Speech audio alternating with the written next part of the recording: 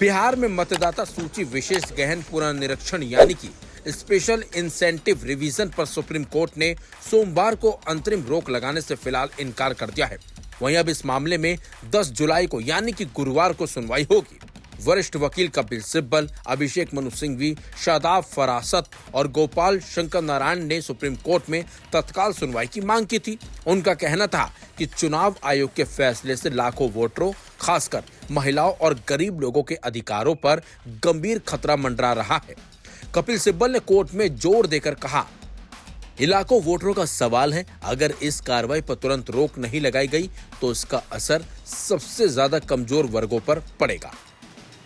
इसके साथ ही वकीलों ने यह भी मांग की है कि इस मामले की सुनवाई आज या कल ही हो, क्योंकि चुनाव आयोग ने सिर्फ 1 महीने की समय सीमा दी है। सुप्रीम कोर्ट ने गुरुवार को सुनवाई के लिए सहमति जताई है, लेकिन फिलहाल अंतरिम रोक लगाने से साफ तौर पर इनकार कर दिया है।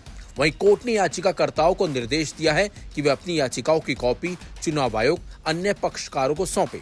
सिंघवी ने कोर्ट से आग्रह किया कि चुनाव आयोग के फैसले पर तत्काल अंतरिम रोक लगाई जाए, लेकिन कोर्ट ने इस पर कोई तुरंत फैसला नहीं लिया। अब गुरुवार को होने वाली सुनवाई पर सबकी निगाहें टिकी हैं, क्योंकि ये मामला न केवल बिहार के वोटरों का है बल्कि लोकतंत्र के मूल अधिकारों से जुड़ा है। फिलहाल एसआईआर के खिलाफ 4 याचिकाएं दाखिल हुई हैं। राजद सांसद Manoj Jha, association for democratic reform PUCL, Yogendra Yadav और लोकसभा सांसद महुआ मोइत्रा शामिल हैं इसमें।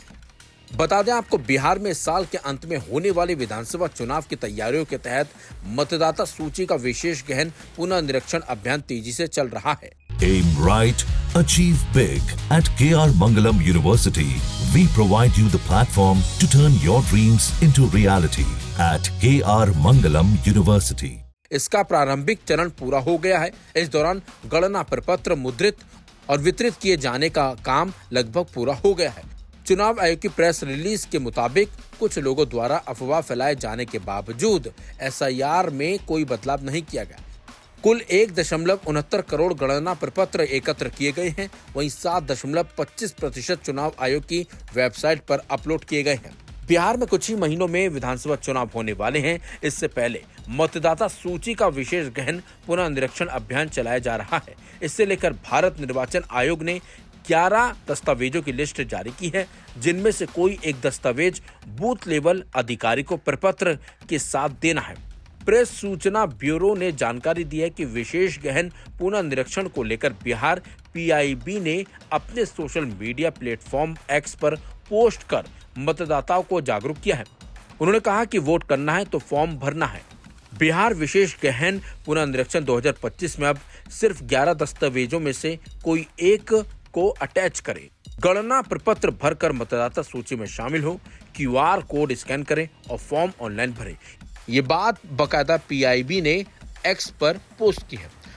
फिलहाल अब इस मामले पर 10 जुलाई को सुनवाई होनी है और अब इस पूरे फैसले पर सभी की निगाहें टिकी हुई हैं कि कोर्ट क्या इस पर सुनवाई करता है और किस तरीके का फैसला सुनाता है। तो challenge special intensive revision of electoral rolls election commission of India ने 24 तारीख को घोषित किया है।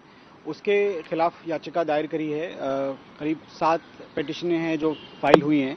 उसमें ग्रीवांस ये है कि इलेक्शन कमीशन के पास स्टैट्यूटरी पावर नहीं है इस तरीके से समरी इंटेंसिव इलेक्टोरल रोल को रिवाइज करने की। प्लस इनके कई सारे क्वेश्चन हैं जो रूल्स के बाहर जा रहे हैं।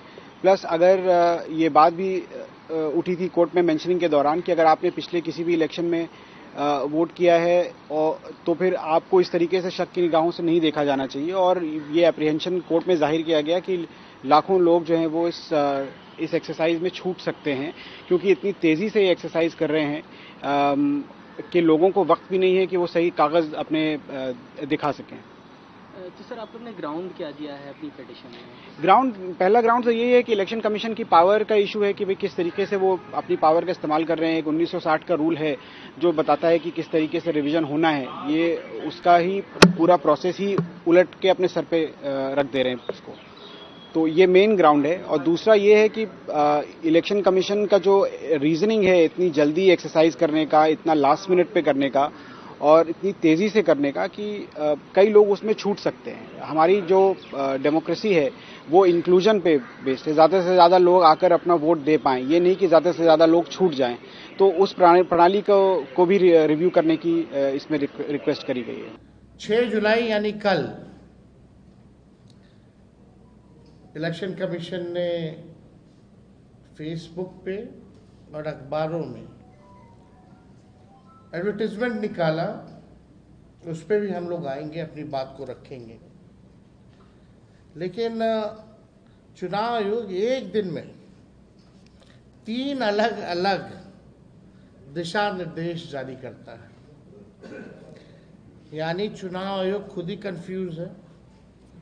तभी एक दिन में जो है 3 अलग अलग दिशा और निर्देश जो है जारी किए जा रहे हैं।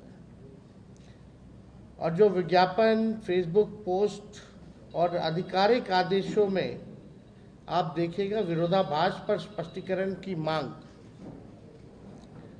बिहार के लाखों मतदाताओं के अधिकारों और लोकतांत्रिक प्रक्रिया की पवित्रता को ध्यान में रखते हुए भारत निर्वाचन आयोग द्वारा जारी विज्ञापनों और फेसबुक पोस्ट में पाए गए गंभीर विरोधाभासों पर गहरी चिंता हम व्यक्त करते हैं। हमारा अलायंस जो है, गहरी चिंता हम सब लोग व्यक्त करते हैं। आप देखिएगा, अगर हम सवाल पूछे तो पहला सवाल, विज्ञापन बनाम आदेश, जो इनका आदेश जो निकलता है वो कुछ और है और विज्ञापन में जो निकलता है वो कुछ और है। हम जानना चाहते हैं कि आयोग की आखिर नीति क्या है। भारत निर्वाचन आयोग ने कल बिहार में समाचार पत्रों में पूर्ण पृष्ठीय विज्ञापन प्रकाशित किया है, जिसमें कहा गया है कि यदि दस्तावेज और फोटो उपलब्ध नहीं हो तो भी गणना प्रपत्र भरकर बीएलओ को दें। इसमें चुनाव आयोग के दोनों बातें कही गई हैं। अब हम दिखाएंगे आपको एक न्यूज़पेपर जो है, ये फुल पेज जो है, एडवर्टाइजमेंट जो है, ये छापा गया है और इसमें आप देखिए दोनों बातें कही गई हैं। पहला, गणना प्रपत्र बीएलओ से प्राप्त होते ही तत्काल भरकर आवश्यक दस्तावेज तथा फोटो के साथ बीएलओ को उपलब्ध करा दें।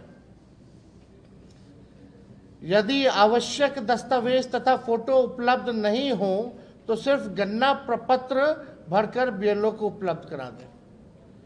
यानी इनके खुद के ही ऐड में कंफ्यूजन है और ये ऐड और इनका आदेश जो है उसमें और भी अंतर है, विरोधाभास है। तो आप समझ सकते हैं कि क्या स्थिति जो है बनी हुई है।